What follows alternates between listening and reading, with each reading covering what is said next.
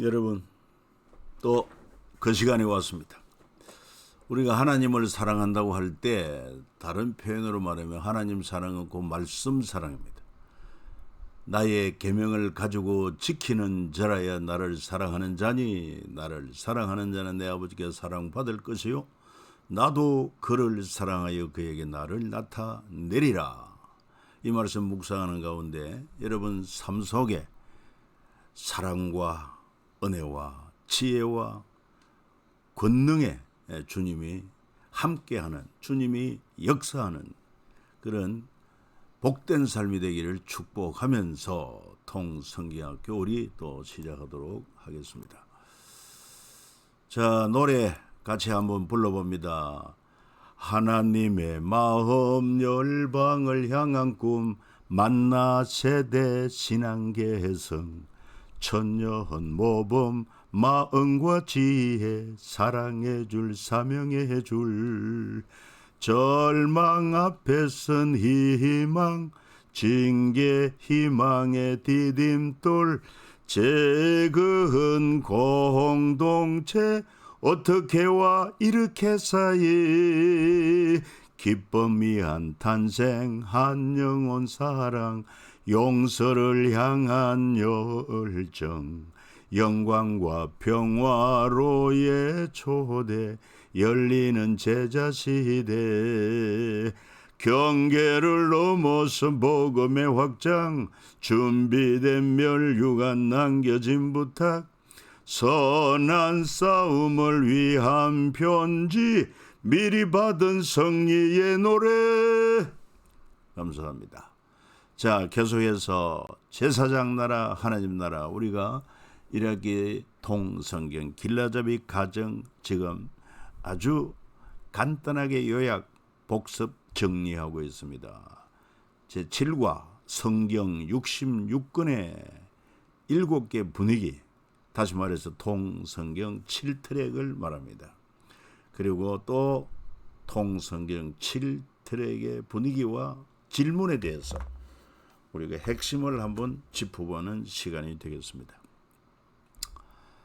자, 통성경 이 도표 하나로 설명할 수 있다고 했습니다. 그건 바로 뭡니까? 성경은 예수 그리스도 십자가 원스토리다. 물고기가 뭐라고 그랬죠? 헬라어로 익투스. 그 스펠 한자 한자 의미를 붙여서 예수 그리스도는 하나님의 아들이요 우리의 구세주다. 이게 초대교회의 심벌 마크였습니다.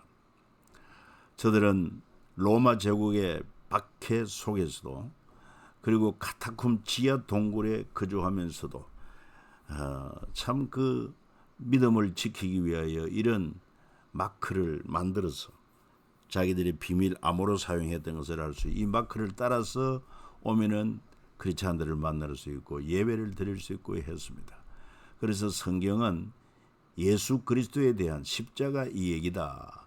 그런데 이걸 좀 통으로 이해하기 위해서 구약을 세 트랙 모세 5경 왕정 500년 페르시아 7권 그리고 구약과 신약 사이의 중간사 400년 신약으로 오면은 사복음서 사도행전 30년 공동서신 9권 이렇게 되어 있다는 것입니다. 그래서 통성경 7개 분위기인데 이게 바로 7트랙의 분위기라 말할 수 있습니다. 그러면 첫 번째 트랙 모세 오경은 어떤 분위기입니까? 제사장 나라 셋업 분위기다.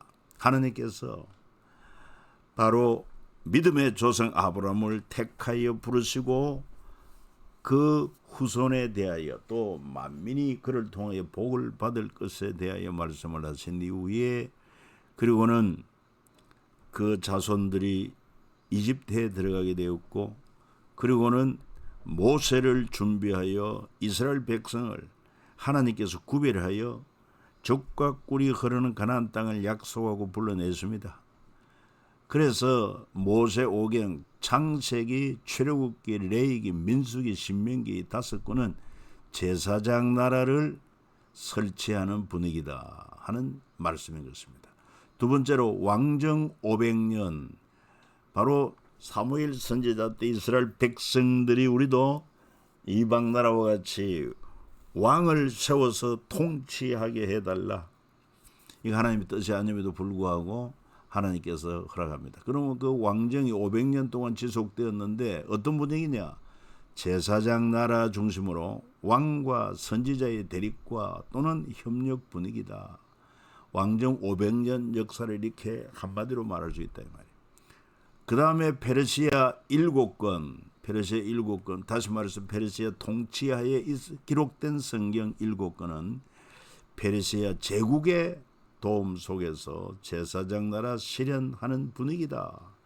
그 다음에 중간사 400년, 말라기부터 시작해서 마태복음이 기록되기까지, 신약성이 기록되기까지 400년은 구약 성경 세계화와, 무슨 말이냐면은 바로 남방 그 이집트 제국이 어떻게 합니까? 이 성경을, 구약 성경을 헬라어로 번역합니다. 그리고 유대 분파가 형성되는 분위기다, 이 400년 동안. 그리고는 이제 신약으로 와서 사복음서는 제사장 나라가 아닌 하나님 나라 셋업 분위기다. 마태, 마가, 누가, 요한복음, 사복음서. 그리고 사도행전 30년은 하나님 나라를 두고 대제사장 세력들과 사도들의 대립 분위기다. 왕정 500년 분위기하고 사도행전 30년 분위기하고 맥을 같이 하죠. 예. 자, 그 다음 공동서신 9권은 로마 제국의 박해 속에서 하나님 나라를 실현해가는 분위기다. 페르시아 7권 분위기하고 대조됩니다. 모세오경과 모세오경 율법서와 사복음서, 예, 모세오경 제사장 나라 세드 분위기라면 사복음서는 하나님 나라 세드 분위기다. 이렇게 서로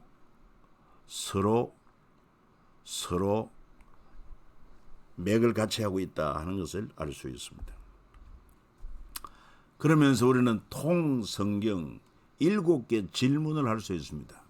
바로 7트랙을 우리가 또 이렇게 분위기와 더불어서 질문할 수 있어요. 모세오경의 질문은 뭘 할 수 있느냐? 왜 모세, 요수아, 기드온, 사무엘은 왕이 되지 않으려고 노력까지 했는가? 이게 모세오경의 분위기. 물론 요수아서 또 사사기 또 사무엘서 이거는 모세오경에는 포함되지 않지만은 왕정 500년 이전에 같은 역사를 묶어서 여기에다가 포함시켰어요. 그러니까 다시 말해서 모세, 그다음 모세 다음에 2대 지도자, 그다음에 또한 300 용사로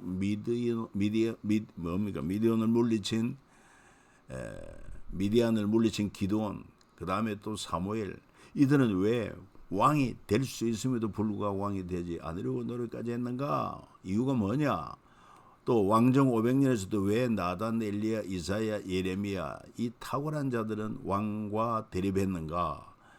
페르시아 7국권 분위기에서 질문을 한다면 왜 스룹바벨, 에스더, 에스라, 느헤미야는 동족들에게 존경을 받았는가?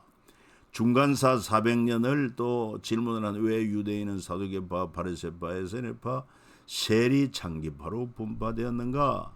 그리고 사복음서에 와서 왜 예수님은 사두개파, 바리새파보다 세리 창기를 친구로 여기셨는가? 사도행전 30년 왜 대제사장 세력들은 스데반, 야고보를 죽이고 바울을 30년 동안 때렸는가? 그리고 공동서신 9권 왜 로마는 470명의 군인을 동원해 바울을 경호해 주다가 죽였는가? 이런 7개 질문에 대해서 여러분 이제 답을 하게 될 거예요. 그리고 이제 8가로 오면은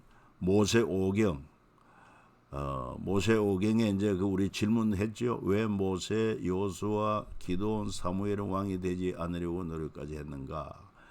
충분히 모세라는 사람이나 요수아나 기드온, 사무엘 다 왕이 될 만한 자질이 있었음에도 불구하고 충분한 그런 위치에 있었고 능력이 있었음에도 불구하고 굳이 애굽의 바로 왕처럼 세상 제국의 이방 나라의 왕처럼 왕이 되지 않으려고 노력했느냐? 그 분위기를 우리가 이제 찾아보자는 것입니다. 이유는 뭡니까? 왜냐하면 제사장 나라의 거룩한 시민이 되고 싶습니다. 하나님께서 아브라함을 부르시고 그 후손들을 통하여 이스라엘 나라를 세우고 이 한민족을 통해서 제사장 나라를 세워서 온 세상 만민의 제사장 나라의 향기를 바라고 하나님께 영광을 돌리고 하나님께로 돌아오는 그런 하나님의 섭리가 있었기 때문이다. 우리도 이 땅에 사는 동안 제사장 나라의 거룩한 시민이 되고 싶은 것처럼 이제 하나님 나라의 거룩한 시민이 되고자 하는 열정을 품고 살아야 될 것입니다.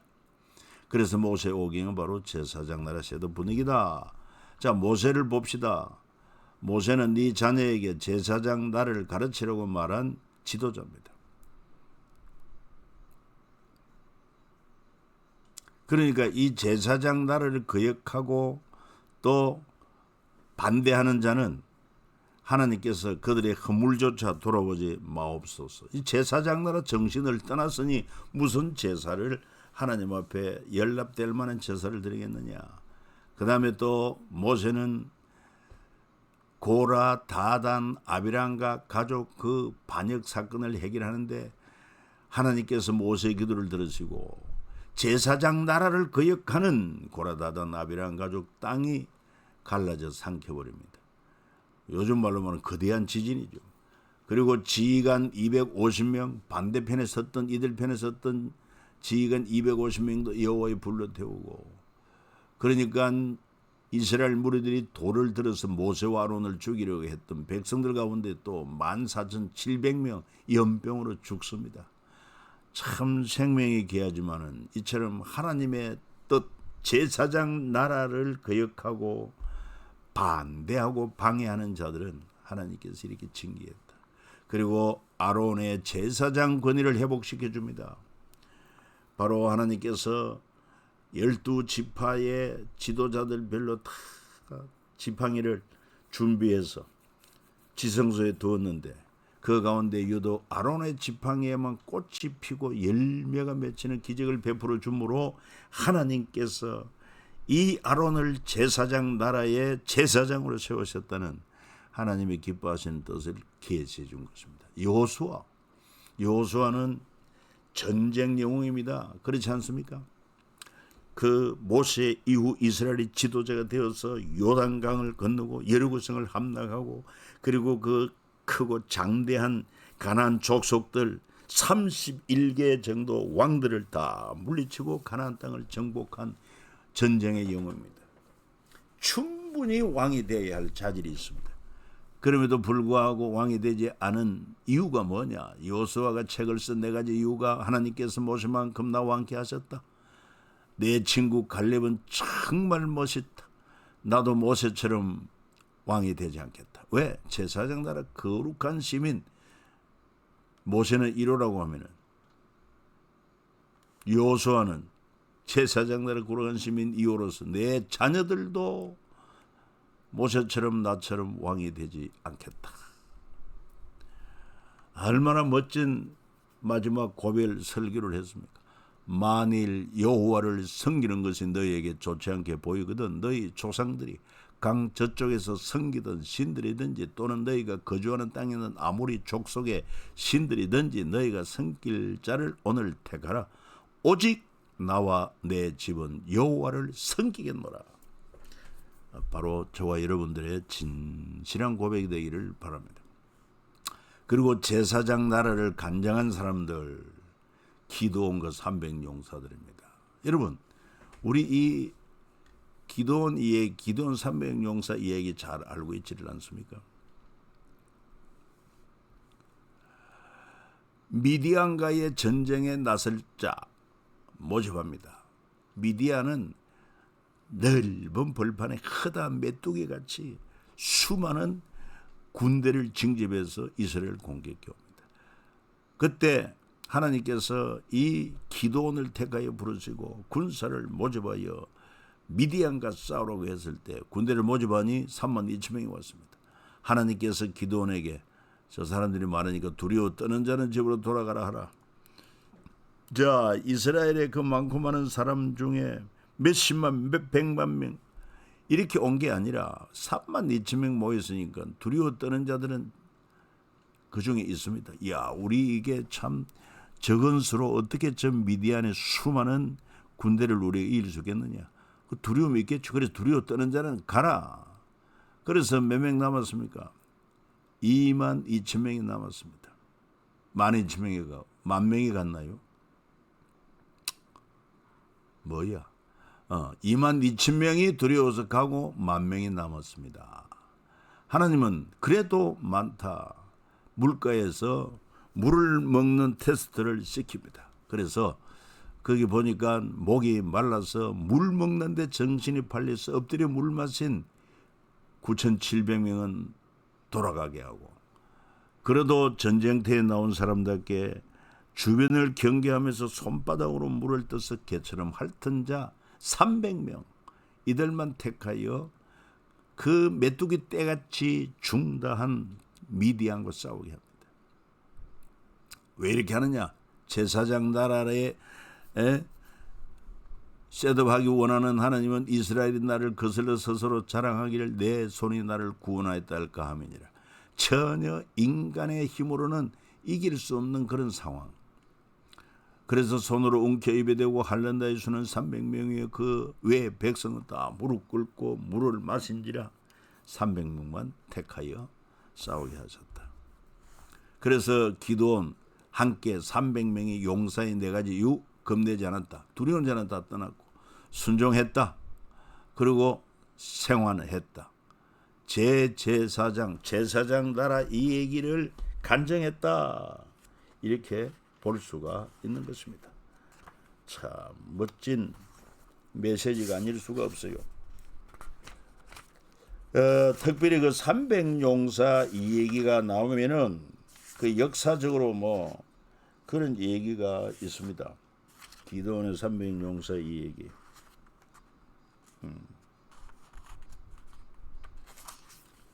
그 더 300이라는 그 영화를 보면은 스파르타의 그 군대를 거느린 300명 군대를 가지고 그 페르시아 대군을 향해 용감하게 싸웠습니다마는 다 전사했습니다. 그러나 기도원이 함께한 300명은 여러분 그 미디안과의 전쟁에서 승리했습니다. 왜요? 하나님이 함께 하시기 때문에 그렇습니다.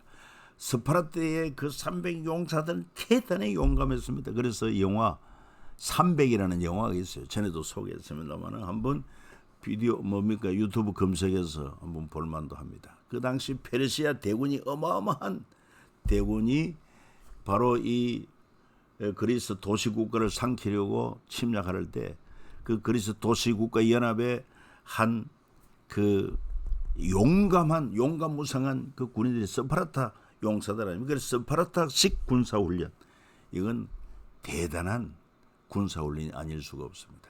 그럼에도 불구하고 그 용맹으로는 안 됩니다. 그러나 기도원과 함께한 300용사는 승리할 수 있었다. 그리고 사무엘 시대 총정리를 하면은 제사장 나라 꿈 실현 이 얘기다. 제사장 나라는 행복한 나라이다. 그 얘가 뭐냐? 정치 사회적으로 뇌물 없는 권력, 공정한 재판이 이루어졌기 때문이다. 우리도 좀 그래야 되지 않겠습니까? 정말 권력 있고 힘 있는 자들은 지금도 이 사법권에서 함부로 손을 대지를 못합니다.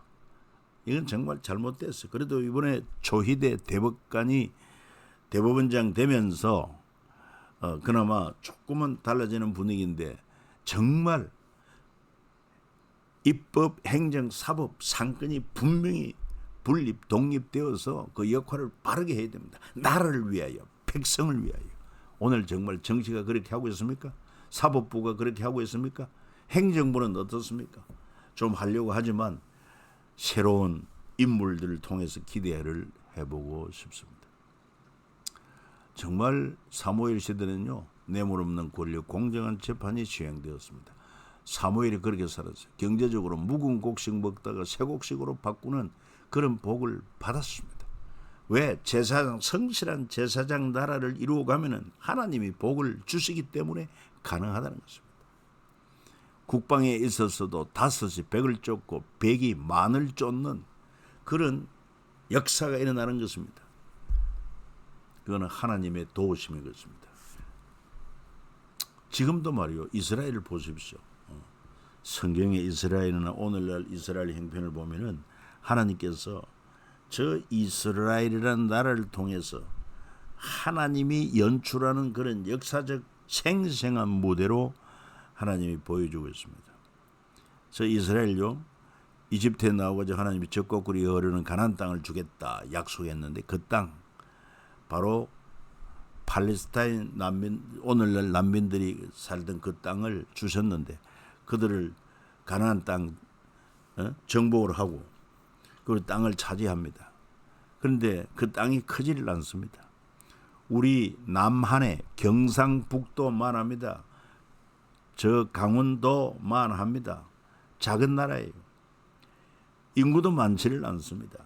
그런데 여러분, 이스라엘 북쪽으로는요, 수리아, 아람, 그 다음에 또 아수르, 그리고 또 역사가 지나서 바벨론, 그리고 또 페르시아, 역사적으로 이렇게 순환하면서 북쪽에는 아주 강대한 나라 밑에 이스라엘이 붙어 있습니다. 그 다음에 또 이스라엘 남쪽에는 어떤 나라겠습니까? 애굽 대제국이 있습니다. 그러니까 애굽의 왕이 북방 왕을 치기 위해서 이스라엘을 밟고 올라갑니다. 북방의 강대국이 남방 애굽을 또 정복하기 위해서 이스라엘을 또 짓고 갑니다. 밟고 갑니다. 그럼 이스라엘은 완전히 샌드위치가 돼가지고 살아남을 수가 없어요. 그런데 왜 하나님께서 그 땅을 약속으로 주셨고 그 강대국 틈바구니에 두었습니까? 목적은 하나, 저들이 제사장 나라를 이루고 온전히 하나님을 경외하고 그 명령을 쫓아 살면은 하나님께서 그들의 지혜가 되고 그들의 능력이 되어서 정말 인간의 상식으로는, 인간의 힘으로서는 있을 수 없는 그런 놀라운 하나님의 역사를 만방에 알려주기 위해서였습니다. 실제로 그런 역사가 모세 때, 여호수아 때 있었던 것을 여러분 보지 않습니까? 그러나 저들이 하나님을 거역하고 또 우상을 숭배하고 율법을 어기고 범죄할 때는 하나님께서 주변의 여러 나라들에게 이스라엘이 침략을 당하고 약탈을 당하고 했던 것을 알 수 있어요. 그러나 온전히 사무엘 때처럼 하나님의 나라 중심으로 하나님을 의지하여 기도하고 정말 하나님 나라의 법을 지키며 살려고 했을 때 하나님이 함께 하심으로 5이 100을 쫓고 100이 만을 쫓는 일당 100, 일당 만, 이런 놀라운 역사를 일으켰다 하는 것입니다. 지금도 우리 마찬가지입니다. 어떻게 보면 우리 남한도 위로 북한 위로 저 중공 소련, 소련이 아니라 요즘 러시아가 되었고 중공이 이제 중국이 되었습니다만, 남쪽으로는 또 늘 호시탐탐 대륙 정복을 꿈꾸는 일본, 한때 일본 대제국아니었습니다. 그 틈바구니에 아주 이스라엘처럼 작은 나라, 물론 이스라엘보다는 훨씬 크지만 우리에게 주는 메시지, 우리도 우리 힘으로는 이 열강들 틈바구니에서 살아남을 수 없다. 오직 역사를 주관하시고 생사복을 주관하시는 하나님 경외하고 하나님 명령을 지키며 하나님 기뻐하시는 복음으로 영혼을 구원하는 일에 힘쓸 때 하나님이 이 나라 인민족을 지켜주십니다. 역사적으로 그 사실을 또 알 수 있어요. 그래서 우리 크리스찬들의 사명이 중요하다는 것입니다. 그래서 사무엘은 하나님 명령으로 왕정제도는 백성이 왕의 종이 된다, 이렇게 가르쳤습니다. 그렇지만은 그럼에도 불구하고 여기서는 그래도 우리에게 왕을 세워달라고 합니다. 여러분, 왕정제도와 제사장 제도의 비교를 여러분 잘 살펴보시죠. 왕정제도는 왕이 다스리지만 제사장 제도는 하나님이 다스립니다. 인간 왕의 다스림이 낫습니까? 전지전능한 하나님의 다스림이 낫습니까? 왕정제도 왕권 중심입니다. 그러나 제사장 제도는 백성 중심이요. 왕정제도는 계급체제, 제사장 제도는 어우러지는 공동체. 왕정제도는 강자 중심의 명령체제라면 제사장 제도는 사회적 약자 배려가 우선되는 바로 시스템이 제사장 나라인 것입니다. 그래서 하나님은 일찍이 모세와 이스라엘 백성들을 통해서 당시 세상 제국의 그 약점이 뭔지 단점이 뭔지 이것을 경험하게 하고는 너희는 구별된 나의 백성으로 제사장 나라 거룩한 시민이 되라. 이게 바로 구약의 메시지다 이렇게도 볼 수가 있습니다. 여러분 수고했습니다. 오늘 여기까지입니다. 또 다음 시간에 뵙겠습니다. 살롬.